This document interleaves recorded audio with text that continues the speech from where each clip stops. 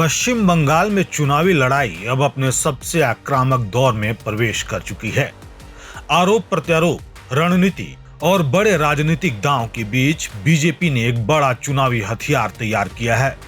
जानकारी के मुताबिक बीजेपी 28 मार्च को तृणमूल कांग्रेस सरकार के खिलाफ एक डिटेल चार्जशीट पेश करने जा रही है, जिसे पार्टी के अंदर ही श्वेत पत्र के रूप में देखा जा रहा है। इस चार्जशीट को केंद्रीय गृह मंत्री अमित शाह खुद सार्वजनिक करेंगे, जिससे साफ संकेत मिल रहा है कि बीजेपी इस मुद्दे को राष्ट्रीय स्तर तक ले जाने की तैयारी में है। पहले पार्टी की योजना थी कि चुनावी घोषणा पत्र पहले जारी किया जाएगा और उसके बाद चार्जशीट पेश किया जाएगा, लेकिन अब इस रणनीति में बदलाव किया गया है। बीजेपी ने तय किया है कि पहले तृणमूल सरकार के खिलाफ आरोपों की पूरी सूची जनता के सामने रखी जाएगी और उसके बाद अप्रैल के शुरुआत में अपना चुनावी घोषणा पत्र जारी किया जाएगा।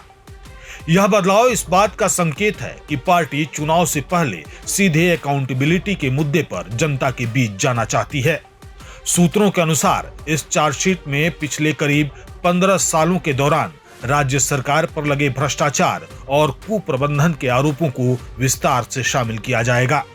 इसमें कथित तौर पर भर्ती घोटाले, कोयला और बालू तस्करी जैसे मामलों का जिक्र होगा, जिनमें कई बड़े नेताओं के नाम पहले भी सामने आते रहे हैं।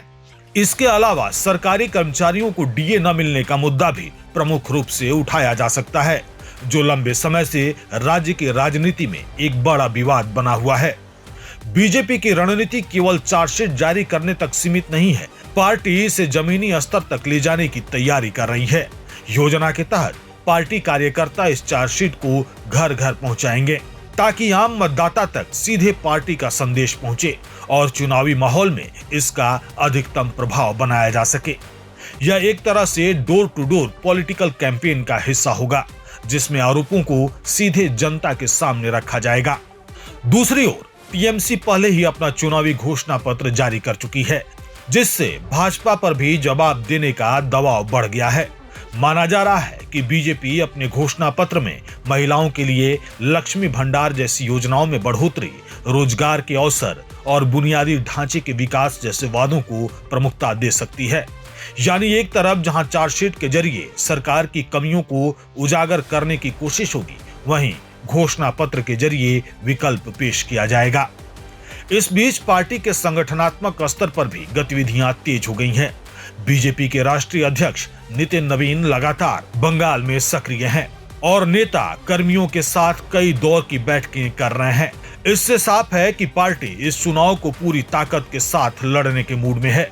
कुल मिलाकर 28 मार्च को पेश होने वाली यह चार्जशीट पश्चिम बंगाल के राजनीति में एक बड़ा मोड़ साबित हो सकती है।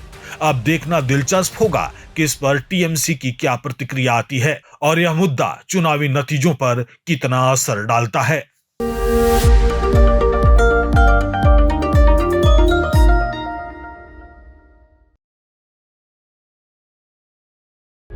प्रभातखबर.com, विश्वास वही, रफ्तार नहीं।